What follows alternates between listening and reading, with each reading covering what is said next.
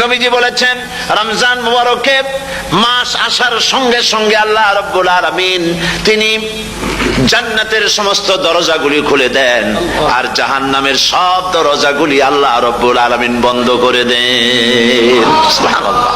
আর শয়তানকে শৃঙ্খল দিয়ে বেঁধে ফেলা হয়, শিকল দিয়ে শয়তানরে বাঁধা হয়ে যায়। এই হাদিসটা যখনই শোনাই বিভিন্ন জায়গায় লোকেরা বিভিন্ন জায়গায় প্রশ্ন করে, হুজুর কোন তো যে শয়তানরে বাঁধতে হয়, কিন্তু রমজান মাস হতো লোকেরা মদ খায়, মিথ্যা কথা কয়, তাহলে শয়তান বাঁধা থাকলো কেমনে? আমি বলি দেখেন, এরও ব্যাখ্যা আছে। এর ব্যাখ্যা হলো এই, কোন কোন ঘড়ি আছে একবার চাবি দিলে 6 মাস চলে, আর একবার চাবি দিলে 2 বছর চলে, আবার চাবি দিলে লাইফ চলে যায়, এরকমের ঘড়িও আছে। কোন কোন মানুষের শয়তানে এমন চাবি দিছে যে চাবিতে 6 মাস চলে, কোনটায় 10 মাস চলে, কোনটায় বছর চলে। রোজার মাসেও যারা গুনাহ করে শয়তানে এমন চাবি দিছে যে রোজার মাসেও বন্ধ হচ্ছে না।